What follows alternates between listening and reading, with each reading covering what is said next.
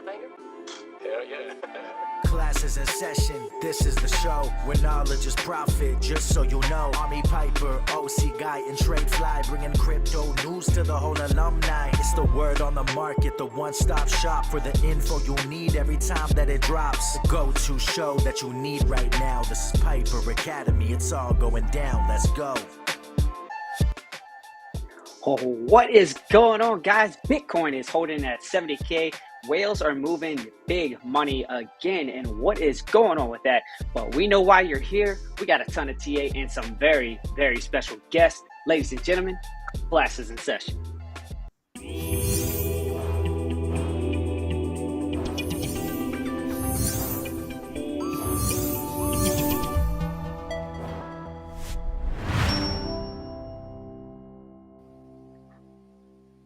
Good morning, alumni. Welcome back to another episode of Piper Academy. And we do this show every day during the week from 9:30 Eastern Standard Time. And we're here to give you some of the most important market news as well as TA. But today, the man, the myth, the legend, Army Piper is out. But don't worry, we got a furry, swimming little critter. But he is awesome at TA. The Otter is in the house, and we got another special guest that I've been trying to get on this darn show for ages, it seems like. The man, Crux of crypto. So I'm going to go ahead and bring him on, introduce him. We're going to say what's up. Let's go. How you guys doing? I'll go ahead and I'll talk first, Alex. What's up, Piper Academy? Backed by popular demand, I guess. Yeah, it's a long time running. I see TradeFly, constantly calling me out on the show. I see Mr. J, Eric Wallen, and a few other alumni, telling me I need to get out here. I need to, get my face shown. At this moment, I'm all in the Discord. You guys know me, there. But it's just nice to be able to get out here on a live stream and, introduce myself. So, dude, I am stoked. That's great, man. We all know we need you up here, man. It's so good to have you on, man. And thanks for having me on, Piper.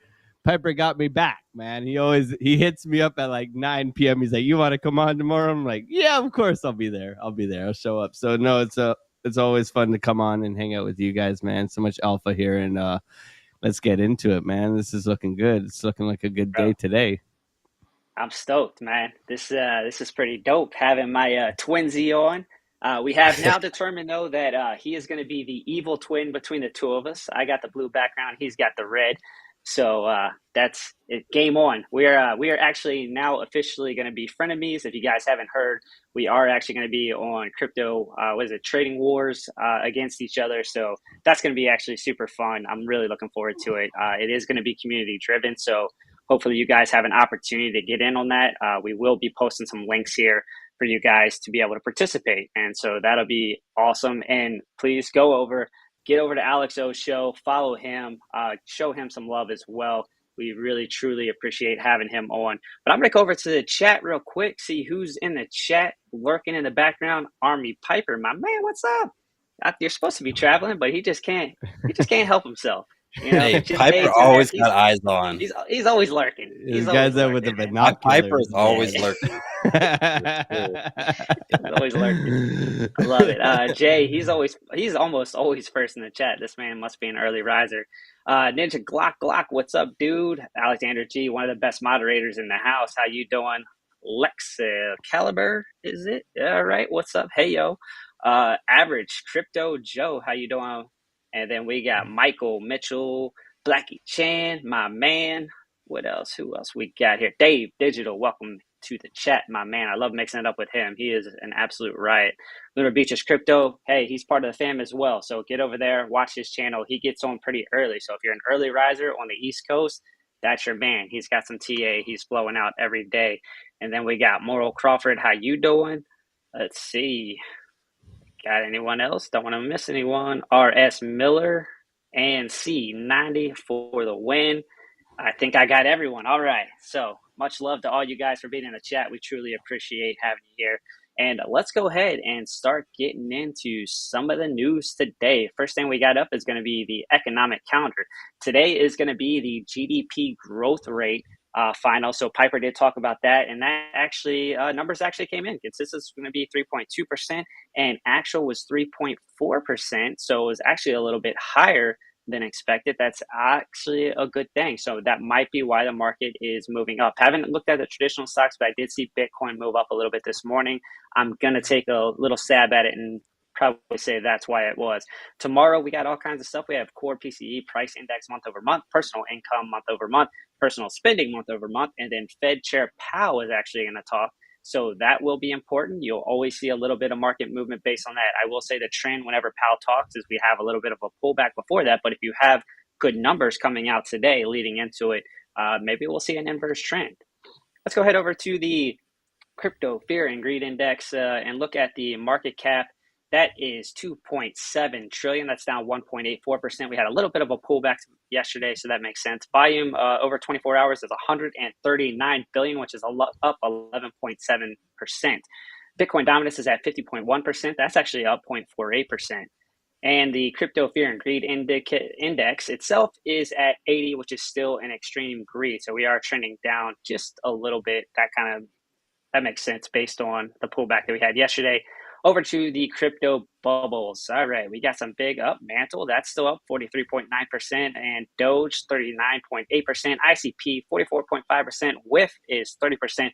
All things that we've been talking about on the show. We did talk about DOGE, Mantle, and I believe we might have talked about WIF a little bit yesterday as well. Who's trending in the wrong direction? Well, that's KuCoin's coin. That's at 18.2%. I think there's some ongoing legal issues that's coming KuCoin's way. I think the government's actually starting to go after those guys. I knew it was a matter of time. I thought it was going to be a long time ago. I actually moved money off of their exchange based on some of the articles because New York came after them first, and that was about a year ago. Let's see, who else is getting hit hard? Caspa, Pipe, and Tau is getting hit. Let's see. Yeah, that's about okay. I mean, it's kind of split here on the bubbles, but mostly green, right?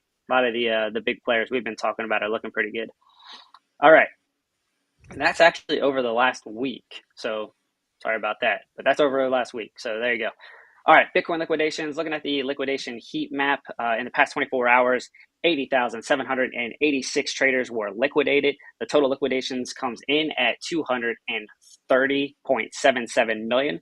Largest single liquidation order happened on Binance, and that was Bitcoin valued at 10.13 million.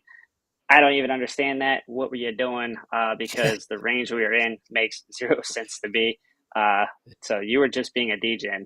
That's a lot of money to lose being a degen, man. Sorry for your luck. All right, let's make sure this is refreshed here. But we did talk about the liquidation heat map yesterday, and I did say there was some liquidity sitting at about 69,250. I called it out almost immediately because I think it happened during the show that I was like, hey, we could see, a little bit of this liquidity. There was liquidity on the top and the bottom side. I was like, don't be surprised if we go ahead and reach either, one of those. And of course, it cleared out both of them. So you see a lot of blue now in this area, which means we got pretty much free range to do what we want. We got good numbers coming out with GDP. So that's probably why you saw that push up. So right now, I mean, what you're looking at right now is now you start seeing some more liquidity building up here. And that's now at 68,000. So again, don't be surprised if the market maker gets his and comes down to these areas before maybe ultimately you see a push back up. But you see it warming up, but you see it hot. One thing I forgot to do, who was it? I think it was Jay pointed out to me like a way to manipulate this to make it prettier. I'm gonna do it tomorrow. Sorry, Jay, I missed that. I missed that opportunity there. Let's go ahead and come on back over to the trio cam here, talk a little bit and see how you guys are feeling about basically the market update. What are you feeling right now? How you feeling about all the numbers here? Yeah, I'm pretty big on that. I'm pretty big on that fear and greed index.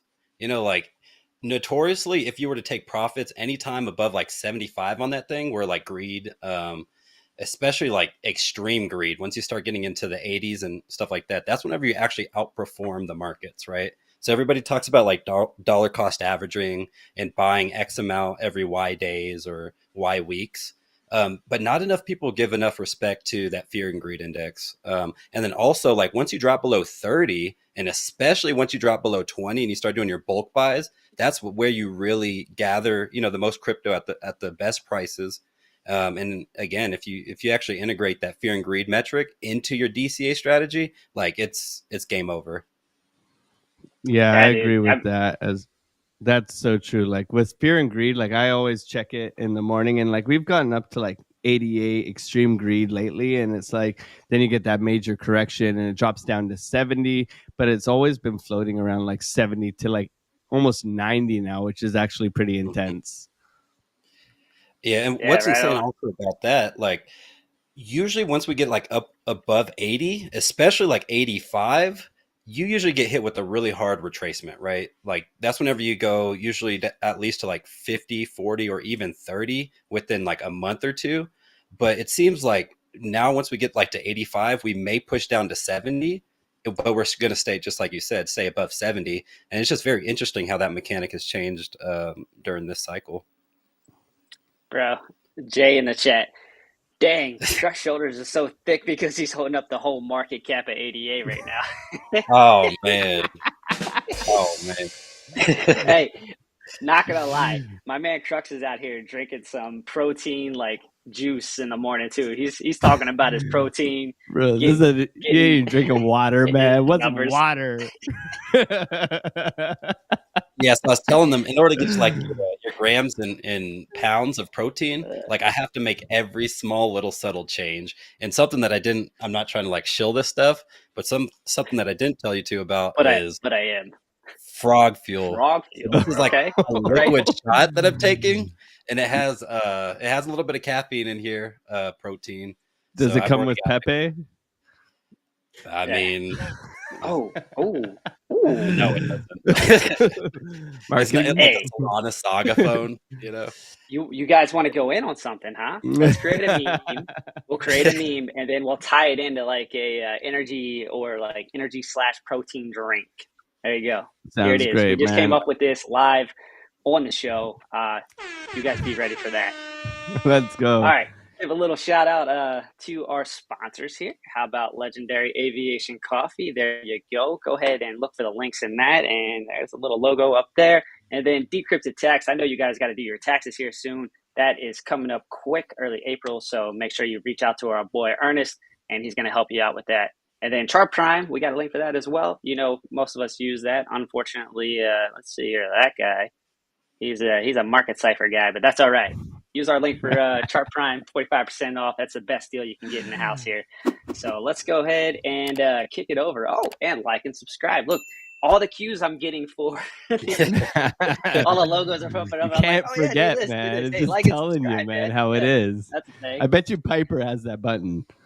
Oh, Piper's probably having an aneurysm watching me right now. He's like, what is TradeFly doing? Like, Jesus Christ, guy. Like, this is why I run the show. And not You're doing great, bro. You're doing great. Yeah, you're doing great.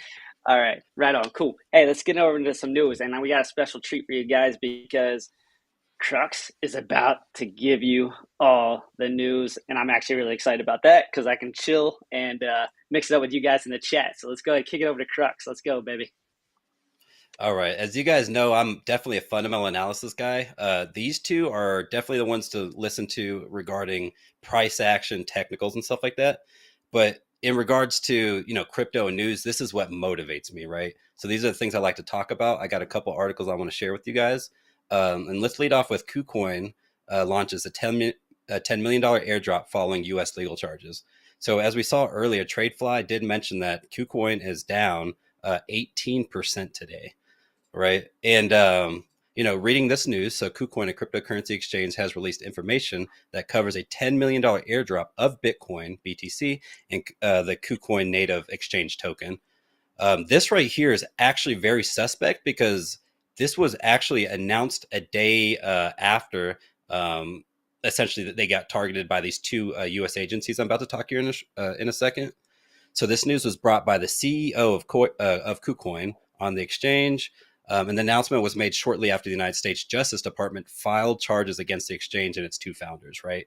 So this is very similar to the Binance the Binance legal case that's currently ongoing. However, it's two of its founders with KuCoin. And also something to note with KuCoin is this exchange, at least the last bull cycle, was available to use as U.S. residents, and then eventually got kicked out to Canada. So most of us U.S. residents had to, start using VPNs in order to use this exchange. But now Canada got rid of it in the EU, and it looks like the United States wants to actually start getting some of this this action back. So his letter was a note to the gratitude of KuCoin users for the unwavering support and trust. So this already right here is a red flag, right? So the US targets KuCoin. The CEO is basically like, okay, we're going to do some airdrops basically for all the people that continue to support us and keep their tokens on our platform. So to me, it's a red flag. If I had anything on KuCoin, I would take everything off right now. Absolutely. And then, right. So he said the appreciation that KuCoin will start a special airdrop event by distributing the 10 million KCS and Bitcoin to its users. In 3 days, fully developed rules regarding the airdrop will be advertised, right? So this is going to be happening shortly. So, and here's something else. So the Justice Department accused the exchange and its founders of violating the Bank Secrecy Act due to the absence of anti-money laundering program and a petition and a pending trial for running an unlicensed money transmitting business. So these are two very massive charges. This isn't just like a slap on the wrist. You're actually telling these people that they're running anti-money laundering programs and basically using this unlicensed money transmitting business illegally.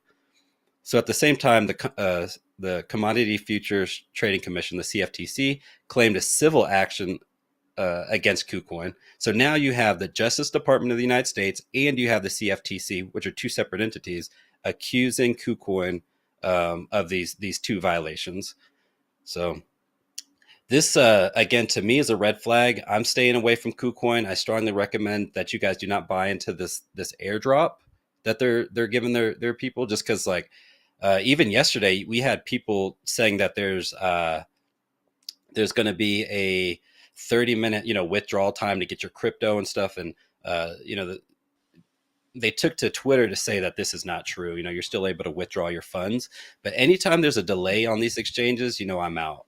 And also $100 million worth of crypto was withdrawn yesterday from KuCoin, and it's just going to continue to increase with this FUD. So I'm the same, man. I'm the same, yeah, because I even talked to my community too about their exposure on exchanges and to reduce that as much as possible. For me as a trader too, I'll keep I'll keep 10 grand on my trading account on the exchange, but I'll use leverage to implement the rest of my money. And that's how I use leverage appropriately, right? So leverage is a tool to replace capital, right? It's not to make your gains look super large, okay? It's to replace that capital, right? And that exposure on exchanges is key, right? Because when I first came into crypto, I was on FTX, right? And that was a mistake, right? I lost some money there. However, it's you guys, we try our best to be transparent and help protect you guys from experience, right? From experience. And it's important to limit that exposure on exchanges. So KuCoin, bye-bye. Yeah, absolutely. Like I said, I pulled my money off a long time ago. As soon as New York went after him, I was like, oh, that is a sign of things to come. And I had money on Voyager at one point. I actually made a video about Voyager probably a week or so before it crashed. And I was like, hey, get your money off. But I was still dumb enough to leave a little bit of money, just to have some exposure, because I was still holding some Solana at that point.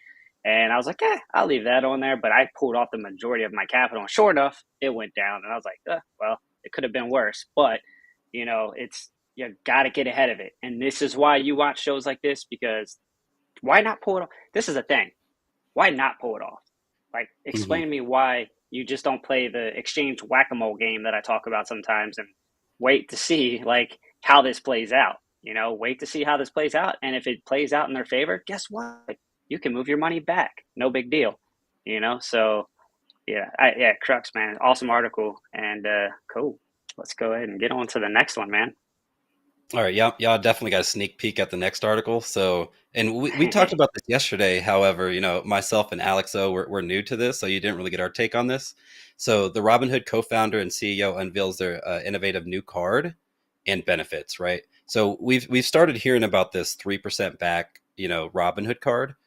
Um, actually, yeah. Okay. So this card itself is very interesting because I've been waiting. I've been using Robinhood for a number of years, and this is kind of like the last thing that they did not have that they finally completed this piece, right? So you had a checking account. Essentially, it's a high yield checking account because you can get 5.25% on your unused capital or your unused cash, right? That's also being backed by FDIC. But on top of that, like Robinhood is starting to increase, so 3% basically back on all cashback purchases. So if you spend it on gas, if you spend it on your computer, whatever, you get your 3% back on your purchases. On top of that, so they're starting to match 1% whenever you make deposits, right? So if you're to make like a $1,000 or a $10,000 deposit, you're getting $100 worth of cash put into your account. So it just seems like where does Hey, Crux, I still have you on the same tab. Let's go over to the next one. Sorry to cut in. Oh, you're good. Let's see. You You don't see got another the tab? Robinhood Yeah. article up? I don't. Did you have another screen for that?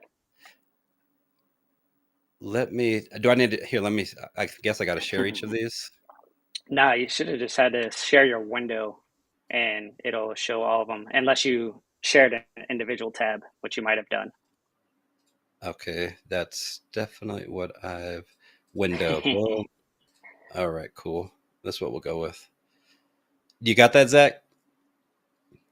Man, there you go. There you go. Okay, so There you That's go. it You're right there, good man. now. all My right. man's in. He's Thank in. you for Hey, cutting me off. hey. So, Sorry about that. all right. Just So want to you make get sure 1% on your deposits. You get 3% back. You get 5.25% on your unused capital. Now, here's the thing: whenever they asked Vlad, who is the CEO of Robinhood, like where are you actually getting your profits from, it's very interesting because I haven't felt this kind of feelings from a CEO ever since I listened to Sam Bankman-Fried, right? And I'm not trying to FUD Robinhood. I actually use Robinhood. I'm gonna get one of these credit cards. However, um, if your main thing of being able to say like this is going to be profitable due to the debt that people owe on these credit cards is your number one motive, plus this $5 a month fee, so it's $60 a year essentially for the fee of this card, I don't see this as being sustainable because people essentially are going to take advantage of this, and most of the people that are in Robinhood are not your traditional um, people that just have a checking account in Chase or something like that. Like these are more in my perspective, it's more like your savvy investors. So it's very interesting. The stock valuation of Hood, which is the ticker for Robinhood, has increased accordingly. It's just for me, I wouldn't keep over the FDIC insured value. And also, what's very important too is like if you have crypto on Robinhood, it is not regulated by the FDIC. So if Robinhood was to go, if Robinhood was to essentially sink itself through lending all this cash out and giving back quite a bit, then your crypto is gone. So this is kind of a way for me to just say, take your crypto off of Robinhood. However, you can add cash to Robinhood, and as that's actually insured by it. So, do you guys have any thoughts on that? Yeah, man. No, I agree with that, and that's kind of one of the reasons I use a strategy I use on Coinbase, and I convert it back to USD because that money is then held at different financial institutions. If you read the terms of service, which is very important, you will see that that money will be held between. It used to be 7 different banks. I don't know how many it is at this point, but if Coinbase goes down, that USD is actually still FDIC insured. So, that's kind of one of the reasons I use that strategy of get in, make my trade, and then I get out. So yeah, no, you always got to be careful, man, and you just always got to read the terms of service. I know that's not something we like to do normally as DGens, just getting into crypto, especially if you're just having fun with it. But yeah, definitely protect yourself and make sure that you know what's going to happen if that company were to go under. I do think Robinhood's a little big for that. I don't think that we're going to have those issues, but yeah, I mean, they're in the business of making money, man. So they could take some risk. And that's why some of the institutions actually went down, as they were, leveraging, different opportunities there. So you got to definitely be careful. Absolutely. And I think self-custody is part of crypto. So like for me, like it's all fine and good to hold some stuff on exchanges, but I think educating yourself in wallets, like I don't hold any, I don't give them the opportunity to take my hard-earned profits, my hard-earned cash as well. So I think like for me, I have also a cashback card that pays back in crypto and all this stuff too. But I have like 95% of all of my crypto off of exchanges in cold storage, hot wallets or cold storage, right? Depending on how I'm using it. And I think that's a very important part about crypto, is educating yourself on doing that and making sure that you are protecting yourself, right? Being your own bank is part of this industry. And I think that's so important. Right. So very interesting comment from Arsan246. He said, I can't withdraw crypto, sadly, from Robinhood, New York State. So that's very interesting. I didn't realize that they couldn't pull their crypto off of the, the exchange. That's interesting. I'll have to look into that. Yeah, that is interesting. I know in Texas, which Texas is pretty much as strict as New York is in many of these things, I definitely can do that. So yeah. Well, New York's weird, man. They are not. They are right. Like anti-crypto, it seems like. Yeah, I'm going to try to quickly go through these articles more or less, because I'm sure a lot of people are here for YouTube, TA gurus. So, the next article is actually going to be a quick overview of the new alliance that the AGIX Ocean and FET has been forming. So it's going to be this new ASI token. We briefly discussed this yesterday, but for those that did not catch it, so these prominent decentralized AI forces, Fetch AI, Ocean Protocol, and SingularityNet, have announced their decision to merge and form an artificial superintelligence alliance, right? So the artificial superintelligence alliance is the brainchild of the three visionary leaders in the decentralized AI space. So it's of those three projects, it's their main founders that are coming together, and they're going to act on behalf of the council of this new token ASI. So one of the key aspects of the merger is the unification of the three projects' native tokens, FET, Ocean, and AGIX, into a single token. And then it will serve as the backbone of the merged decentralized AI network. So it's important to note,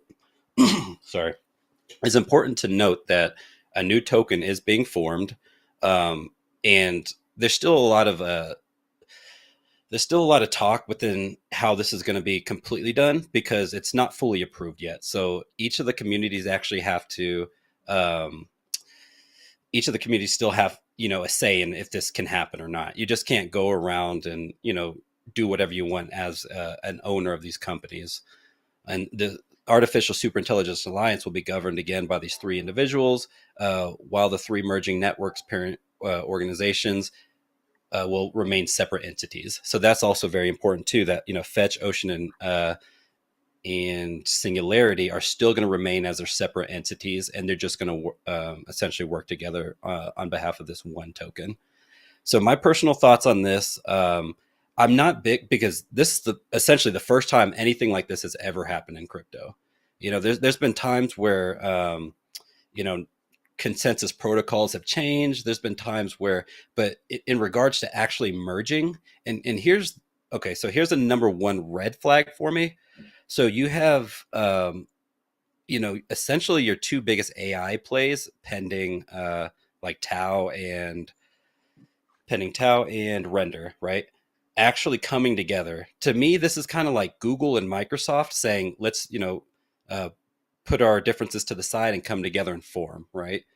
So for me, I'm just like, if we're profitable, like, why take the hype away and give somebody else that you're competing with the ability to compete with you?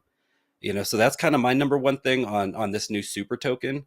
Number two is, the Fetch token is going to be the one that's actually hosting this. So Ocean and AGIX are going to be converted into essentially Fetch, which Fetch gets converted into AGI, is kind of how it works. And all three market caps get brought into one.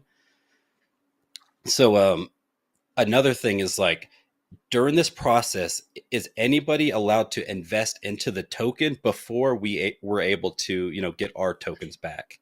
That's my biggest concern as well, because if this new token is being made and capital's allowed to be put into it before we're able to get our tokens back, it essentially dilutes our valuation. That's the way I see it. But yeah, so do you guys have anything in regards to this new super AI token before we go on to the next article? Nah, not too much here, man. I mean, it feels like, hey, why be Vizio when you could be Apple? So I guess they're trying to combine their powers here, but it is what it is. It's an interesting take on the dilution there. That's not something I really thought about. I know all of them pumped, based on the news, based on the murder. So whoever is in is sitting pretty, time now. But yeah, man, nothing too much else. Let's Alex, unless you got anything, let's go ahead and get into... It's definitely going to affect the price of those three tokens, but nonetheless, I mean, AI is doing its thing. So yeah. Hey, Crux, let's get into the big article today with the whales moving the money here, and then we're going to start jumping into some TA. Okay. All right. So the fifth largest Bitcoin whale moves $6 billion in Bitcoin, and here's the destination. So if you guys were around the last cycle, I know some of you guys, this is your first cycle. This is actually a very good indicator to look at, is what these top Bitcoin whales are doing, right? So nobody really knows who the third Bitcoin wallet was last cycle. And the way that he moved the capital was brilliant, right? So anytime like you saw this dude starting to sell off, so like October or November of 2021, this dude was doing massive sales. That's actually the peak of this market. So though we don't know who these people are, they definitely understand what's going on, right? So the key, article for today is this fifth largest whale is moving this amount of Bitcoin, which is an alarming amount. So the crypto community's attention has been drawn to this Bitcoin whale, who has recently moved a huge portion of the Bitcoin holdings across different wallets. And this action has sparked the curiosity of those, with these transactions. So this is actually going to 3 different wallets, right? And we don't know the actual identity of who these wallets are. So one of the wallets was a $5 billion transfer. Another wallet was 561 million. And then the other one was 488, totaling about 6 billion. So it's very interesting. Once you see this amount of capital being moved, you always want to see where it's going. Because if that $5 billion, or let's just say like the 560 million transfer, went to an exchange like Binance or like Coinbase, that's a whole different, ballpark of, going to 3 different wallets that we have no idea who these people are. So what I personally believe is it's just diversification metric. And some of these guys, like in the top 10, 20, and 30 would actually be in the top 5 if they actually kept their crypto together. So a lot of times they'll diversify their wallets just so people can't track them as easily. But yeah, it's very interesting that you're starting to see these wallets that are dormant for long periods of time starting to move capital again. And this is just like a quick run through of who this guy is. So if you're to even look at like this last purchase of Bitcoin within this wallet, you're looking at 2023. So June 28th of 2023, when the price of Bitcoin was about 28K. So again, just like I'm saying, if you follow these guys and what they're doing, he stopped buying at 28K.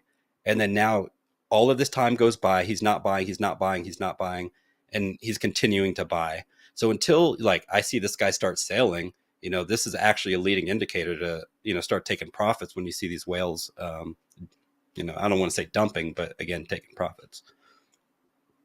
It's inevitable though, right? Like, why are you investing if you're not going to take profits? So like at some point, like you gotta realize the gain or realize the loss. It's got to happen. And people have purchases in life that come up like, hey, like maybe I want to move. Maybe it's time that we buy another house. Maybe we buy an investment property. Maybe we buy a freaking island with $1 billion. Who knows what this guy's going to do? But like, it's at some point you can't just let it sit in a wallet forever. And the other thing I was thinking about the other day is what happens when some of these dudes, they're not around anymore. And then this wallet or this money gets turned over to the wife or whoever is the next of kin, they could have zero interest in crypto at all and just want to get that money as fast as possible. So that's something that you always have to think about with stuff like this. Alex, you got anything, man? I see you shaking your head. No, like I totally I totally agree. And I think Crux brought up a good point. It's like you can watch these wallets as top and bottom signals, right? I think that's a key thing to note as well. As you're looking to time the market, people with this amount of money have people working for them timing the market, right? So why are we going to, us little minnows, gonna try to time it by using a Fibonacci thingy-mabobber to this? Like, and I love TA and it makes me money and it works. But why am I not gonna watch what other people who have made money with experience doing this, what they're doing? Watch certain key long-term metric graphs. I know there's a couple of them that I watch as well that I can share with you guys. But it's like, why am I going to try and time it off of a Fibonacci when I can watch what other people are doing who have done this before and making money, right? So I think it's a very key metric to be watching in order to realize as much profits. We want to make as much money as possible. We're not going to be perfect, but we want to try to capitalize on our gains, right? So I think that's very important as well. Yeah, absolutely, man. And we are not baby minnows, master. We are baby otters. All right. This is how we do it around here. All right. Hey, we're a little bit bigger than the minnow, baby. Just a little bit. A little bit. All right. Hey, so we're going to start getting into some TA. Let's go ahead and go over to my screen here. We're going to take a look at Bitcoin because it is actually pushing up. We are coming to a significant, I'm not going to say significant area, but we're coming to an area of resistance here. Looking at it on the 4-hour chart right now, we are getting up to about 71K, 71.6 in this area right here. You can see we had a hard wick off of it and just a bunch of wicks in that area, right? So that indicates to me that there is some selling pressure in that area. Now, we do have good news, and that's why we're seeing this movement up, and that really came right along the 20-day SMA, right? So you remember when we had this trend coming up, just remember it followed the 20 SMA pretty much all the way up and right until it didn't, right? It got under, retest, and then came down. We tried to get over top of it down, but now we've crossed back up, and now it looks like we're trying to retest for some movement back up and right. So that could be bullish. That could be good news. We'll see. But all your moving averages, overall, they're trending up and right. Remember, I did play off the 200 SMA, and I did make that, I closed it out on the 100 SMA. That was just a personal thing that I did. But what I like down here is when you're coming down to the prime oscillator, you see that divergence, price going down, and it was really just kind of eking up, not much. That's a close one, but we'll take it. I did jump on it though. However, I'll tell you what I don't really like when I'm looking at this. Okay, so we're getting up here at an area of resistance that we know, but we got overbought here. That's kind of to be expected. But the thing is, you're looking at the prime oscillator or the RSI is kind of trending down and right. Okay, so price is kind of even, coming up for a retest, but then you see you're kind of losing a little bit of strength. Now, that's not an end-all be-all, and with bullish news, that kind of leaves me a little bit sketch, but I will say, like, had we not had the news we had this morning, I would probably be jumping on a trade right now in this area of resistance, looking for a little bit of a pullback and maybe some consolidation in this range. So that's kind of a quick look at Bitcoin. I will come out just to the daily, let's see what we're seeing. I mean, there's no big updates here, man. This trend is still bullish. It is up and right. Until we get confirmation that this area right here is going to be a lower high, which like I said yesterday, that opportunity is there, or that scenario is there that we could be seeing a lower high. So we got to see how this plays out. We want to get back up here and retest this area because right now it could be an indication of a reversal. So, no big fear there, but just understand that is in play right now. So I'm going to kick it over to AlexO, and let's see what he's got for Bitcoin as well. Thank you.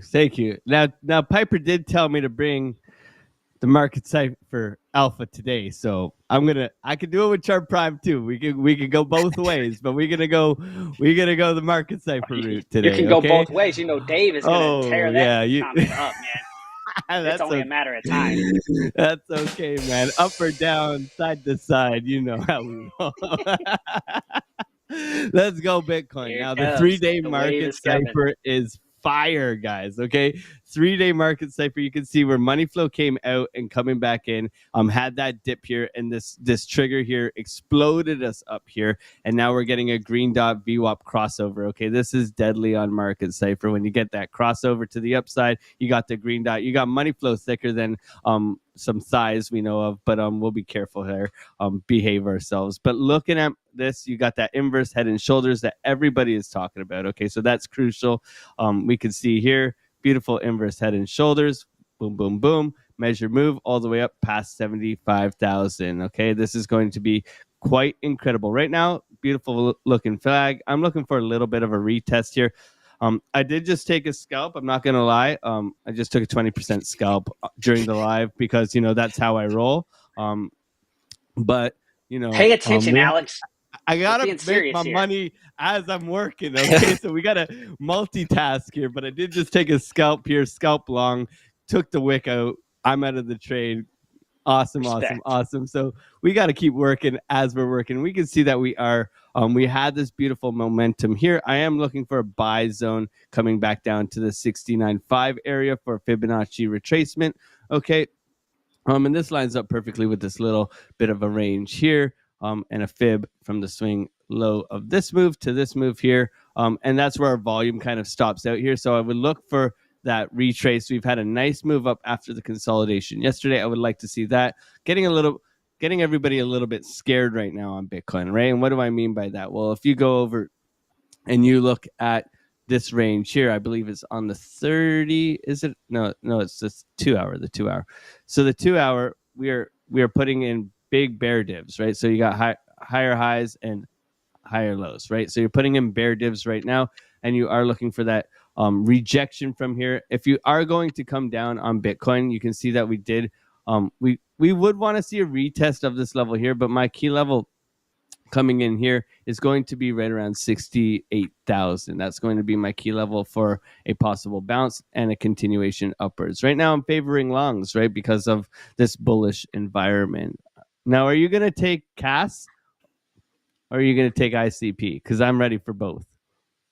I'll take ICP. I had that. Okay, so I'll do. A couple days let's ago. see it, man. Let's see it. All right, let me. I actually have Doge up right now. I was looking at that in the background, so you kind of caught me off guard. So I will talk about Doge. I'll pass it over to you, and you can do CAS, and then I'll clean up ICP on the backside. And the reason, because we just talked about Doge, I think yesterday, and Doge pretty much said, "TradeFly, hold my beer," and it took off, dude. So we were looking at it right here. And I was like, we'll probably see like a little bit of a pullback, and then, it might, continue up and right. It's got some momentum behind it. Nah, dude, it just took off. So we are flirting with an area of resistance that I called out yesterday as well, about 21 cents. We got there super quick, a little unexpected. But let's go ahead back left on the chart and kind of see what we're looking at on the chart. So you do see this area. It's kind of a range. Obviously, it's never going to be perfect. It's not going to be super like on the wick, but we're there right now. So we are testing an area of resistance. Don't be surprised if you see a little bit of a pullback. But if you are looking at the indicators, let's go over the 4 hour to see if we can get kind of a better look at what we're seeing. You're probably going to see overbought, I would guess, on the indicator. Of course, there it is, overbought, and you did see the peak seeker print as well. That's been pretty accurate as of late. You can see that we'll have little pullbacks almost every time that thing prints. So let's see if that happens again. What I would like to see here is probably at least come down to this area of about 20 cents or so, where you saw this wick, where you saw selling pressure, and just see that we flip that into support. And that way we'll look for some continuation of the upside. Doge right now, I mean, it's taken off. Dogecoin millionaire, congrats. I'm gonna go ahead and delete that. To him, he is a millionaire again. But it's don't try to FOMO into Dogecoin at this point. If you've been getting in or around this area where it hit the 200 SMA, and when it got to the 618, I think this is one of the ones that pulled back to the golden pocket per the norm. So that's kind of your areas to look for. But yeah, man, this thing is taken off. And the same thing that you saw with Bitcoin is kind of riding that 20 SMA. That's just been your indication here. In a bull market, 20 SMA seems to be that kind of line for some of these projects and tokens to find support on and continue its up and right movement. So just a quick look at Doge. Wanted to cover it because we covered that yesterday, and then pass it back to Alex, man. It's like rapid fire. That's amazing. Let's go. No, the doggo coin. Who let the dogs out, man? I don't know. Yeah, They let us. They let all three of us do this show today. They're brave. They're brave. yeah. Going over to going over to Caspa here. And if you haven't watched the video that Mr. Crux himself up there has done on Caspa, I mean, I don't know what you're doing, man. Like, give your head a check. Because you gotta watch it, man. Educate yourself, man. Man does a great job on explaining these difficult and hard to understand things. So Caspa 12.8, man. I know this is I know this is Piper's level as well. We were saying 12.8 retrace buy zone, 12.8 retrace buy zone. And we were saying that when we got this pump here. Okay, so 12.8 retrace buy zone. So you had this downwards trend line. You can see the retest and coming back up here. Now you do have support down here. This is the buy zone that has been here. And clearly you do have a big support underneath if you do drop below. And I would say that's around 11.5 here. You can see multiple support and resistance down here. So you can see that's another level. But 12.8 is typically where I'm looking for a good buy on Caspa. But Caspa does look like it wants to cool off here a little bit. Okay, so you have had the breakout, the higher high, right? And then you failed to make another higher high for a continuation, right? So you have broken structure by taking out this low here and cooled off. So for me, I would anticipate a swing failure pattern at this key level of support and continuation upwards. If you want to get into like the nitty gritty, what you're looking for now, you can see some round bottoming here. So that typically moves up like this, then flags out, cup and handle kind of deal at key levels of support. You are actually struggling right now to get above this key level at 13.7.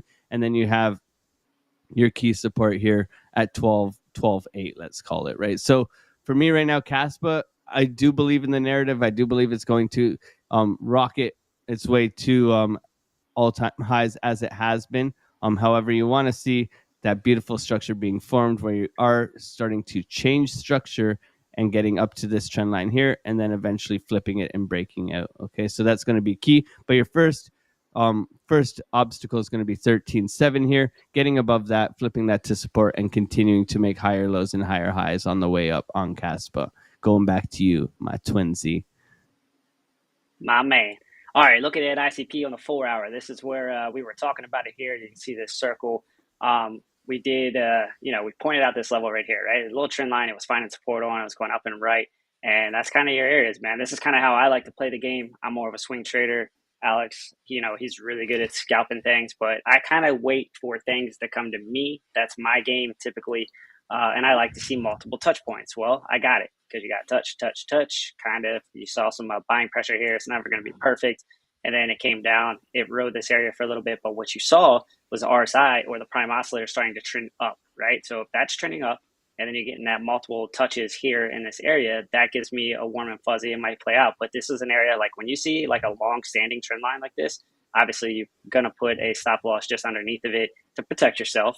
That's kind of how I play the game, and should lock that one. Nope. All right, here we go. So then it continued up here, and then we interacted. We talked about this too. It interacted with all this stuff. We had a crazy zone of confluence between moving averages and, just resistance, support, all of that. The dynamic reactor, all of that was in this area, but the dynamic reactor did flip green. Everything started trending up. You saw a cross here with the 20 and the 50-day SMA, and then boom, this thing took off. Now this is taken off based on the news, right? Because ICP, they're getting into the AI. Having AI actually working on the blockchain is a huge development for ICP. Also, ICP is starting to get a lot of love now because people are realizing how fast and efficient that blockchain really is, or that project really is. All right. So, and they have had very minimal downtime and minimal issues. So it's not that I'm here shilling ICP. It's just, it's working. It just hasn't gotten a lot of love. It hasn't gotten the hype that things like Solana have for whatever reason. They've probably just done better with marketing. But we're pulling back right now. You can see this area that I have as support, and that's just based off of this area right here. So I'm not saying that it's going to be super strong. Let's actually, one of the things I like to do, and the reason I like bringing up the chemtrails here is look, that overlaid right there. You can see that there's volume associated with that level. There it is. Let them fly through, baby. But you can also see that it was building up some volume right here on that rejection, right? So you got multiple touches in that area. You see the RSI trending down. That's a pretty clear short if you're looking at this, right? You got an area of resistance trending down. and then we had a massive run up. All right, so that's an area that I would definitely be interested. That's what I was looking at on Bitcoin the other day, and I was like, hey, we're probably going to pull. I think it was yesterday. I was like, I think we're going to pull back just a little bit, and it did. And that's based on seeing the same kind of setup. All right, now we're coming back, and you can see that this area right here is potentially going to be support, and you got volume associated with it to kind of give you confirmation that this area we might see a little bit of bounce. Now, when I say that, I'm not saying, hey, we're going to bounce here and continue up and right. What I'm saying for me, because one of the things I like to do, I like very small trades, very quick trades, and I look for maybe 1 to 2% with about 5x leverage. I usually don't go over that, but I don't make a lot of money, but I always make money. And what I'm looking for is some kind of price action off of this area. All right. So I just want to see a little movement for me personally, or maybe multiple touches here. All right. If I get that, that looks dirty. But if I get my multiple touches there and then I see the RSI start to trend up and right, that's kind of confirmation that this is going to hold up. I'll put a stop loss just underneath of it. You hear Piper talk about stop losses all the time. So I will be looking for this area right now, probably at about 17. We'll see if we come down to that. But again, I wait for it. If it doesn't come down, no big deal. I wait for the next time. And I look for something like this where you get multiple touches in an area of resistance as well as RSI kind of trending down. So those are kind of obvious areas for me. 17, if it falls all the way down, then you're going to start looking here. All you got to do is go back left on the chart. You see this was support and resistance in this area at about 15.2 in that area. And then obviously high side, if this thing continues to move up, if we get that movement off of this support area, then your high side is going to be about 20.4 or so. So quick look at ICP. Back over to AlexO. I just want to know, what's Crux's take on ICP? Little quick. What do you think what's the deep dive? about? Right. I mean, I'm holding ICP up here with my otter, but let me know what you think. That's the dirtiest otter in the game, man. Look at that thing. Zach, you mind sharing my screen again? Yeah. He knew I was gonna call on him. He knew it. He was ready, man. He was ready. Look at this. Yes, I stay ready. So if you actually look, right, ICP is number 21 in market cap. And whenever you look at like transactions per second, you're talking about a top 4 crypto right now, as far as like the TPS and the throughput of what internet computers are able to do. So other, and this is actually one of the biggest metrics that I look at is a TPS. Also the total value locked, and I'm not trying to shill these other projects that are over in this area as well. So you got like ICP at 21, Near Protocol at 22, and then Aptos at 24, right? So each of these 3 projects is, I'm not trying to spread FUD on Cardano either, but they're actually performing better than Cardano does. And with the members yesterday, I did a deep dive on like maybe 12 different metrics, right? And then ICP is actually doing extremely well in regards to where its placement is as far as like being outside of the top 20 and being able to compete with these top cryptocurrencies. Out of the top 10, Solana is really the only chain that can compete as far as TPS. But if you're looking at like the fundamental side of ICP, so the internet computer, or so Web3 services to run 100% on-chain, being the only protocol on top of which developers can build and users can enjoy fully decentralized applications. ICP ditches the corporate cloud, insecure bridges, and expensive oracles. So whenever I read this, the first thing that I think about is insecure bridges. So you're trying to stay away from layer 2 solutions, which is very big. Like if you think about Cardano, that's another layer 1 protocol that's trying to, kind of stay away from using that or relying on that as a scaling option, right? And then expensive oracles, right? So it seems like ICP is kind of modeling itself more as like a Cardano style blockchain, where they're trying to literally do everything instead of reaching out for partnerships like USDC and all these other things that are kind of like on every single blockchain. It seems like ICP wants to do its own thing. And, just to, I guess, answer your question real quick, Alex, I strongly think that this is a solid project. I would have it in my top 7 layer 1s. But again, it's awesome. It's outside the top 20. So, no, that's cool. Yeah. I mean, I think the thing with ICP that scares a lot of people is that like it got rugged or whatever you want to call it, right? Like this is what scares people about ICP is right. This is I think it's that over evaluation what would it be called? ICO, right? Your ICO, where it just fell and plummeted, right? So that's always been my concern with it. Obviously everybody's like, it's the best technology ever, right? So yeah, I do like your level at 17 there. We'll get the big hairy fuzzy wet otter thing, whatever you called me this morning when we started the show. And I am targeting this area for a bounce as well. Okay, going over to Algorand real quick here. We had this trend line last night when we were looking at Algorand. You can see that our buy box has worked out perfectly here, looking for that continuation upwards. Simple TA, following that trend line, pulling from the start of the move up to here, targeting the golden pocket 786 bounce level retracement. So looking for that continuation to push back up within this range. Your key level for Algorand is going to be 28.5 cents. Okay, this is where you held support for quite some time, and then it took quite the momentum to get you knocked out of it. So it's going to be your big initial resistance coming into here. You had the triple top here, bearish divergence pushing down, money coming out, right? So you're literally looking for this area to hold. If you fall down, you do have key support below you right around 25 cents, but we were looking for the bounce right here around 26.5, and it seems to have done so, right? You can see that it now has put in a higher high. So now you're just looking for a higher low and a continuation, right? So from me, you've seen the break of structure in the market. You go swing low to swing high. You pull your fibs. You either look for the 382 bounce, which it's trying to do right now, or you look for it to bounce off of the 618786 area with confluence pointing to the upside. Right now, my only concern is money flow is coming out. Now, going over to Ondo for our chicken pollo cluck cluck, my friend.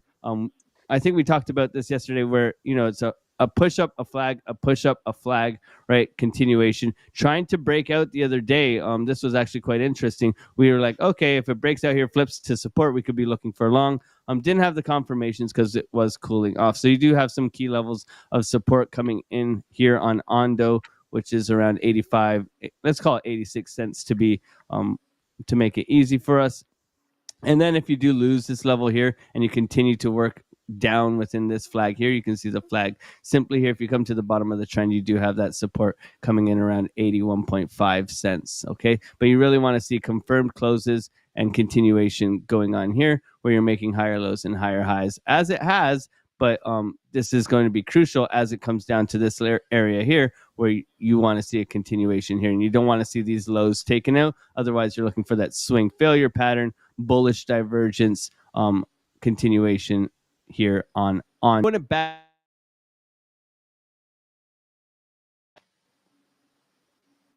Oh, looks like I froze up. Yeah. All right, we're good. Are we back? We're back, Okay. man. We're back. All right. Whew. It was just All right. too much overwhelming TA there. Yeah, dude. That's what it was, man. All right. Sweet.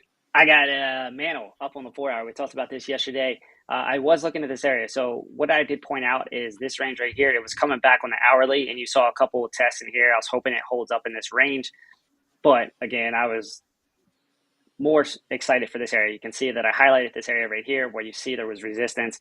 And then, I was thinking, hey, like we're more likely to get a pullback to this area. That's why I circled it. This is an area that I would look to add. However, what I'm seeing right now is it looks like a bull flag, right? You can see that it's starting to form that right here. And we'll draw it. So now what you'd be looking for is some kind of breakout to the upside. That's there. But the problem is when you come down the oscillator, especially when you're looking at the 4-hour, this is not promising. It is looking like it wants to continue its trend down. So keep an eye on it. It's not something I would mess with right now, just to be perfectly clear.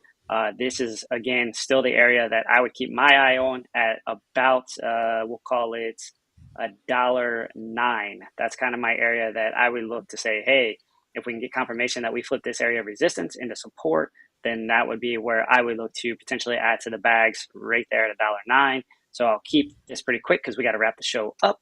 And let's go ahead over to the trio cam and not even really talk this out. We don't have a whole lot of time. Crux, my man, thank you for coming on today. I'm super stoked to have you get on the live stream and actually like show your face a little bit, be part of the show, man. This is awesome. And then to my twin, my friend, You know, maybe this is a better closeout than the furry little critter that does TA. But thank you for coming on the Let's show. go. I appreciate you, but we ain't friends until we're done with Crypto Wars, baby. Game on. Let's go. Game on, Let's baby. go. Let's go, baby. Let's go. All right, look for that. But we got to close this out. So go ahead, Crux. Go ahead, man. Say bye to the people, and then we'll pass it to AlexO. All right, I appreciate all you guys tuning in. You know, this is my first live stream, essentially. Definitely on this channel. You know, we've been going since October, so I want to give a special shout out to TradeFly, Eric Wall, and Mr. J, Blackie Chan, and then the rest of the alumni that has kind of given me the confidence. Yeah, that's my alumni. You know what I mean? You know, giving me the confidence to be able to get out here. You know, shoot my shot, right? You guys know I do the deep dives. I got the fundamentals on lock, right? And that's kind of where I hone my skills. I continue to hone my skills. And yeah, so thank you guys for tuning in. Alex? Yeah, you're a legend, man. Don't get it twisted, man. We're so glad to have you part of the crew, man. And it's so awesome. I have a request for you is to do a deep dive on some real world assets. Maybe that would be a good little topic, because I think the interest is peaking. However, it was always a pleasure being on the show with you guys. I mean, you know, you guys are family, so much love. Much love. Yeah. Appreciate it. All right, let's go ahead with the outro here. Thank you, everyone, for tuning in today. We truly, truly appreciate it. It is an honor to actually do this every day for you guys. So with that being said, you guys had a great day. Trade safe, and don't forget, use a stop loss.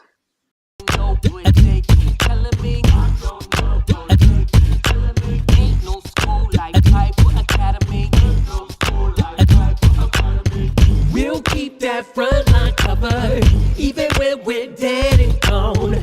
We'll find a way to keep going, cause we gon' keep on rolling up the wheels flow low. I know you hungry for knowledge, that's profit appetite. Classes in session, this for the Army Piper acolytes. TradeFly, get the soul train ready. What a line from OCI, from a Mexican spaghetti. Yo, Crux crypto with a deep dive to reject dime. And if you like the visual powered by Car Prime, then you were part of that alumni, that's all spine. But if you have step, fall back to offline. We'll keep that front line covered, even when we're dead and gone. We'll find a way to keep going, cause we gon' keep on rolling up the wheels flow low. Sound off to get rhythm, the ZTS rhythm. Rip it, Alexandra. Yeah, that's my alumni. You know what I mean?